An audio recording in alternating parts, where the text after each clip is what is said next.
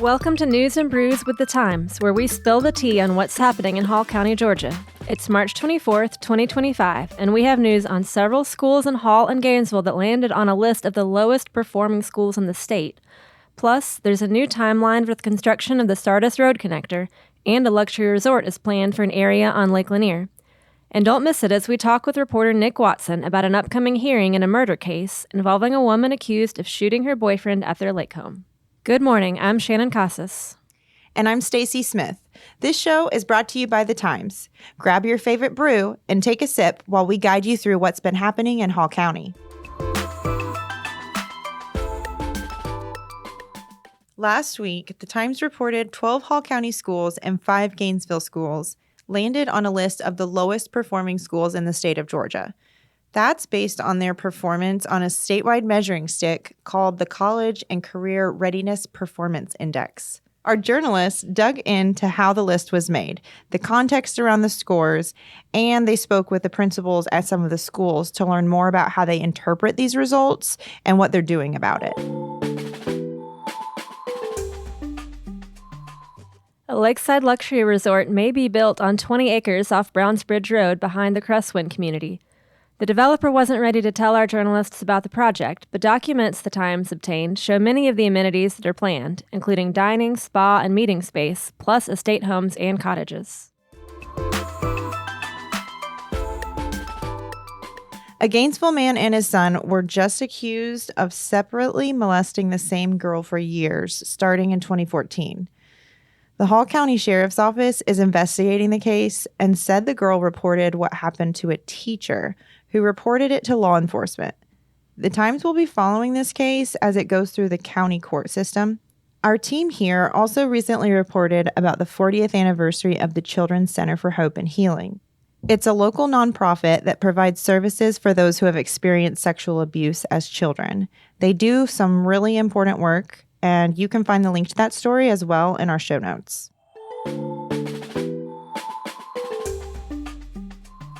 Work on the long-awaited Sardis Road connector is getting underway, and Hall County officials said it should be done by fall 2027. The road will provide a quicker route between Thompson Bridge Road and Dawsonville Highway by constructing some new roadway and widening some that's already there. A coach at a local school has been put on leave after appearing to move a student up against the wall in the field room. This was all seen on video footage from the school system. The coach has garnered support in the community. The parent of the student spoke with our journalists about his kid's experience.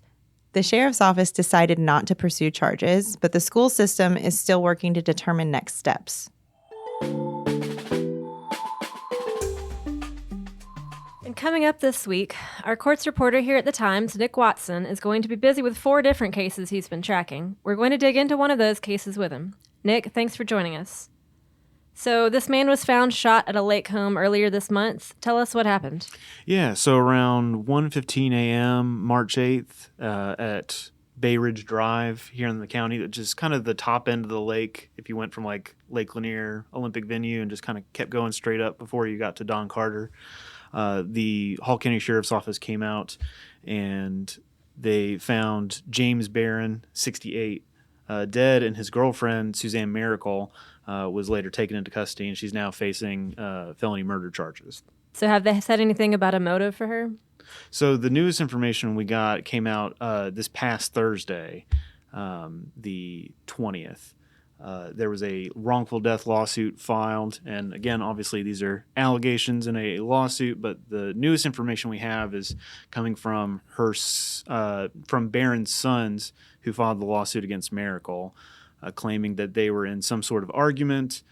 Mr. Barron retreated to the bedroom, locked the door, and that Miss Miracle allegedly shot through the bedroom door. That is the newest information we've got so far, that there was some sort of argument late March 7th into early March 8th. Okay, so what else do we know about this couple? Right now, she was operating a dentistry in St. Simon.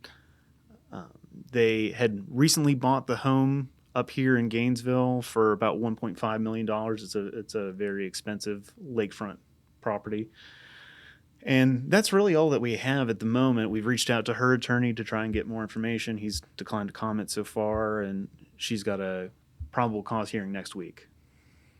Okay, so tell us more about what happens at a probable cause hearing. What's that about? Right. So it's kind of the big first hearing for both sides to really air out what evidence they have so far. They'll usually call the deputy who came out to the scene or the investigator, and they'll detail what they have so far in the investigation. Ultimately, it's for the judge to determine if there's enough probable cause for the case to go forward to Superior Court, which is the trial court, where the case would go to a grand jury for an indictment, and ultimately the cases could be a plea, it could be a trial, she could be found guilty or not guilty. The DA could drop the charges for whatever reason.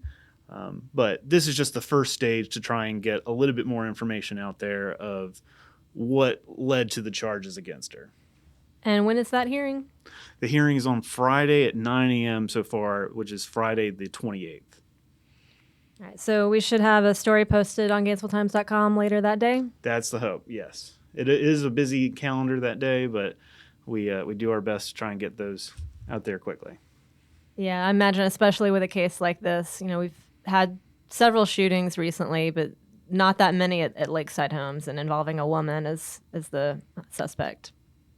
Yeah, this is definitely something that there's been a lot of interest. There's been some national media interest I've seen, and her hometown newspaper or the media outlets that are down south toward Brunswick and St. Simon have also been interested in following this case. Thanks, Nick. So look out for that on GainesvilleTimes.com. You can also sign up to get our breaking news alerts at GainesvilleTimes.com/newsletters to get that story and others sent to you as soon as we have it.